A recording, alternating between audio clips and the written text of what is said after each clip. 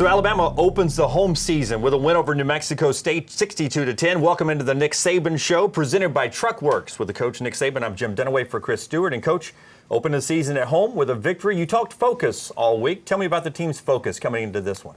Well, I think the challenge for everybody was, regardless of the circumstances in the game, could you focus and prepare yourself for this game so that you could make a significant improvement? And I think that what players don't understand is when you don't do that and you don't prepare yourself properly, you're setting yourself up to play poorly in the game, so you're going to have a poor performance. But then you're also affecting what's going to happen down the road when you play against a good team. And I think I'm trying to use some of the examples of last year that we didn't finish the way we wanted to because we didn't always practice like we needed to, regardless of who we were playing. So that was a challenge for the team today. I thought they responded fairly well, at least the starters did in the game. I thought we got off to a faster start in this game, which is a really good thing. I thought the defense really played well in the first half. So there was a lot of good things, but we also got sloppy when we lost our focus a little bit at times, and those are some things we want to get corrected. Speaking of that fast start, let's take a look at the highlights right out of the gate. An early touchdown for Alabama. From their own 25-yard line, Tua Tagovailoa sends Rugg in motion to the near side. He'll throw it out to the near side. Henry's got it, up the near side. He's to the 40, he's to the 50. He's going all the way, maybe 30, 20, 15, 10, 5. Touchdown, 75 yards.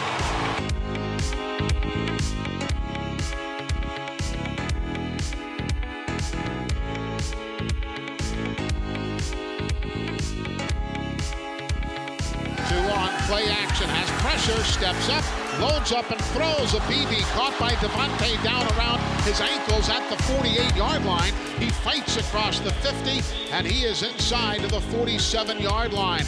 I don't know how Tua unloaded it. I don't know how Devontae caught it, but he did for 26 yards. Here's a 1st and 10. Football is at the Aggie 21. Bama going left to right, already leading 7-0. Here's Tua, stands in, looks towards the right side. Jerry Jeudy, touchdown, Alabama. 21 yards, Tua Tagovailoa to Jerry Jeudy. I believe I've said that combination a few times. Running back in the backfield now, standing to the right rear of the quarterback. Here's the handoff to Huntley. He'll dance his way through traffic to midfield, fumbles the ball, and it is Alabama ball. Jason Huntley fumbles as he worked hard to get to the 50-yard line. 6 seconds in the quarter, 5. It's a 3rd down and 11. They get the snap off. Here Tua stands back, looks, surveys, has tons of time, throws deep end zone, touchdown Alabama! Jerry Jeudy, 23 yards. Tua had all the time in the world, 8 yards deep in the end zone, and Tua was on target as the quarter ends, and Bama's up by 3 touchdowns. Here's a 1st and 10. Football for Bama at their own 28-yard line with Brian Robinson, the running back. Play action fake to him. Tua stands in, throws to Ruggs. He has a step. He's at the 50, right sideline 40, and he's shoved out of bounds. Devontae Smith and Jerry Jeudy wide right. Tua looks right, then looks off the play, and across the middle, wide open, Ruggs, touchdown. 10 yards. Tua Tagovailoa to Ruggs for his 2nd touchdown of the day. One was a run, this one a reception. The Aggies are 1 of 5 in 3rd down conversions today. Here's a 3rd and 12 now from the 27 of Alabama. Watkins under heavy pressure, he throws far side. That one is intercepted by Alabama's Patrick Surtain. It held up, he had way too much air under that pass as Atkins got pressured, and Surtain settled beneath it to pick up the interception, and Bama's got the football to start from their own 16-yard line. On the 2nd and 5 from the Aggie 25-yard line, Tua claps, gets the snap, chest high, looks, and then takes off running to the 20. He's to the 15, he's to the 10, he's going to go wide open. Touchdown, Alabama!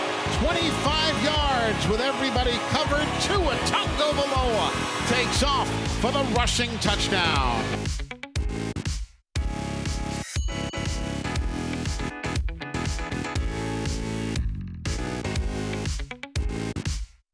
The snap, the spot by Tua, the kick, end over end, plenty of leg, and it is good. It is good, a 48-yard field goal by Will Reichard. And the crowd giving him a well-deserved round of applause. So Alabama with a 38-0 lead as expected here at the half. So it's 38-0 at the half as you head to the locker room, and there was an opportunity for a young kicker to come out there and Will Reichard to hit a long one. Right, I think we scored like 24 unanswered points, played well on defense, got some turnovers, offense responded really well, and so we finished the half very good. But we had an opportunity to go 2 minutes before the half, and we stalled, so we ended up kicking a field goal, which was good for Will because he's got a lot of potential, but him to get confidence, he missed 2 last week, hit the bar, so to hit a couple today probably will help his confidence a lot in the future. Yeah, so a good way to go into the locker room with the points, and when we come out of the locker room, we'll take a look at the second half as we continue on the Nick Saban Show.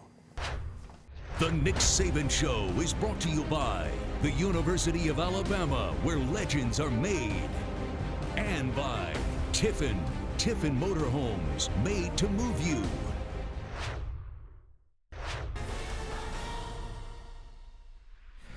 Back on the Nick Saban Show, and as you come out of the locker room, the starters are on the field, but also a lot of people will play in the second half, and that focus thing comes back in the second half. Well, the big message to the players at halftime is there is no scoreboard. I mean, we want to go out and reestablish how we're going to play in a close game, in a tough environment, someplace else, even if it's not Bryant-Denny Stadium. We got to go out and reset the tempo in the second half. They got the ball first. The defense needed to do that. You know, they put a really good drive together and scored their first touchdown, and we still had a lot of our good guys in the game, and we didn't execute very well, you know, a little later in the third quarter. But the message was a lot of players are going to play, and we expect you to play to the standard that everybody else plays to.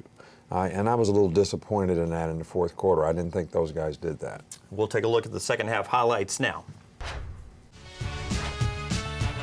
6 on the play clock. Here Tua gives to Najee. He'll go right side, turns it north and south. He is in for the touchdown. An 8-yard run for Najee.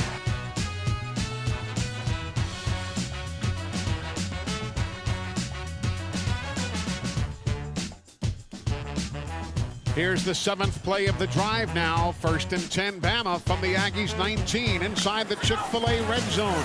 Here play action as Mack throws. Judy stutter step, makes the grab, breaks a tackle and carries a man in for the touchdown. Austin Perkins, the free safety, was on Jerry Judy's back, and Jerry said, "You're going for a ride." All right, here comes a 49-yard field goal try by Reichard. The snap, the spot. Reichard's kick has tons of leg. It is up and it is good from 49 yards away. And Alabama pads their lead now to 55-7. Bama starting. 1st and 10 from the 25. Here's the handoff to Keelan Robinson. Big hole. Turn on the afterburners. Does he have enough to go? 20 down the right side. 15, 10, 5. Touchdown. Keelan Robinson. 74 yards. A touchdown on his 3rd carry of the year.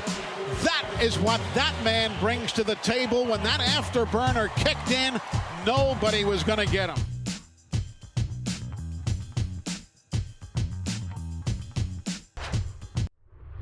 So Alabama finishes off the 62-10 win over New Mexico State, and you had a lot of guys who had major games, including Jerry Jeudy again for you.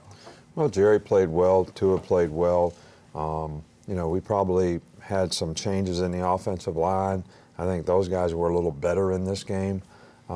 Defensively, I thought the starters played well in the game. I thought we lost our juice a little bit. It was tough to sustain out there in the conditions that we were playing in. But I think the big question you ask yourself is, did we really get better as a team, and did you get better as an individual from week 1 to week 2? Because we obviously we want our players to get confidence in the things that they do well, so we want to point those things out.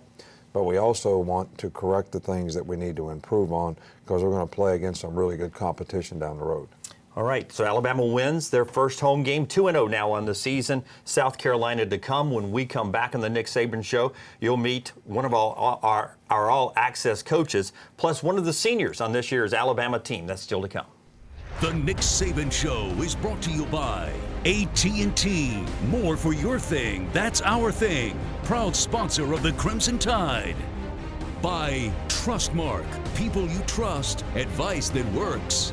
And by Aflac. Get to know us at aflac.com.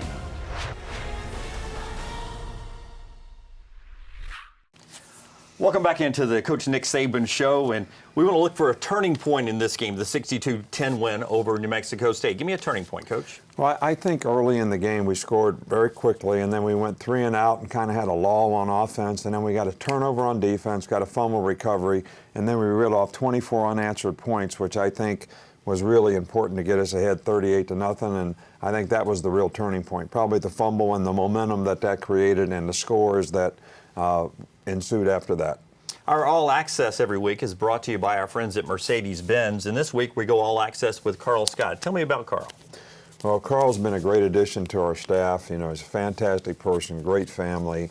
He's a very, very good recruiter. He's got really good relationships with our players, and he's a tireless worker and does a really, really good job with the secondary. So he's been a great addition for us, and we really appreciate having him on the staff. You'll learn more about that now as we go behind the scenes in our Mercedes-Benz All Access. Carl Scott, cornerbacks. Shaheem, what kind of sauce you got today, bro? All the sauce. All the sauce? Man. Share some with me too then. Coach, we sat down last year about this time. You were coaching the secondary in your first year here. Now you're in your second year coaching cornerbacks. Give me a snapshot, if you can, of that first year. Fast, whirlwind, trying to keep your feet underneath you. Learned a lot, built some new relationships, what I'm happy about. But very, very glad to be back for a second year, and what a difference a year makes. You know, so much different now, knowing what to expect, knowing what's going on, knowing your guys, having a better relationship, and honestly, having a better relationship with your guys, you're able to coach them and reach them better. So I'm excited to be back. Now that you've established these relationships with those guys, they've really instilled their trust in you. What would you say that culture is like, especially for the cornerbacks this year? I would say it's player-led. Leaving a lot of responsibility to the older guys and some of the guys who've played some snaps here at Alabama. Honestly, that's the best way. There's no better pressure than peer pressure or influence. So having that being a player-led room and me being able to make sure that they're instilling the qualities that we want as far as the whole program, as far as Coach Saban goes about Alabama football. I'm gonna go to you for a minute. What inspired you to become a coach? I guess I wasn't good enough to play. I realized that, and I want to stick around the game and be around people. Love to be able to give back in some type of way. I see myself in a lot of these guys. A lot of times they don't realize that I've been their age, they haven't been mine. So being able to see myself in those guys and be able to help them steer them away from some of the mistakes I made, or also to guide them to some of the successes I've had, and hopefully, let them live their dreams in a different way, whatever that may be. Now it's time for Coach to show us one big play in the game. He's going to draw it up for us. It's our game analysis brought to you by our friends at KS Services. Coach, the board's yours. Well, I think that there's sort of a new thing that people do a lot is they think these 4 guys are rushing. All right, so we want to strike zone, which means we're going to take a guy that they think is a DB or think is a cover guy and bring him, and take a guy that they think is rushing and drop him out. All right, so that you're creating pressure with a 4-man rush. And instead of having to play man-to-man in this situation, we're just playing 3 buzz. So Patrick's going to have the deep 1/3. Shai's going to come down. He's going to buzz. This safety's going to stay man-to-man, and the other safety's going to go to the middle of the field. And you see it creates. They full slide the protection to 33, who had a sack in the game earlier. All right, so now they can't block 15, but we're just playing zone. All right, so they run Buffalo, what we call Buffalo Y. Patrick's zoning it. We're matching the pattern underneath like we need to. All right, the backside corner's doing a good job in coverage. The quarterback really doesn't expect this. He probably expects man-to-man when he sees a DB blitzing, and he's got to throw the ball under duress because we get good pressure, and Patrick does a great job of high pointing the ball. The Nick Saban Show is brought to you by Cooper Tires. Roll Tide on Cooper Tires. Visit CooperTires.com for a retailer near you. Ask the Coach is brought to you by Academy Sports and Outdoors. Hey Coach, I'm Amber from Academy Sports and Outdoors. What does Bama Factor mean and how to use it as team motivation?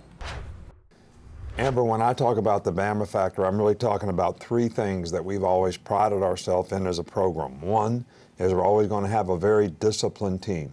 People are going to make good choices and decisions about what they do and what they don't do so they have the best chance to be successful at what they're trying to do. The second thing is people are going to be responsible and accountable to do their job at a high level and a high standard, and that everybody's going to put the team first. So your own individual outcome is not more important than the team's outcome. And those are three things that we've always tried to get our team to do, and I talk to our team about that all the time, and I think it does help them be a team. This is not an individual sport that we play, it's a team sport, and all 11 guys got to do what they're supposed to do for anybody to have any kind of success, and I think our players understand that. All right, this week we get to look at one of the seniors on the team, Jared Maiden from Texas, and you recruit these guys for so long and it seems like their time on campus flies by. Jared's already a senior now. Tell me a little bit about him.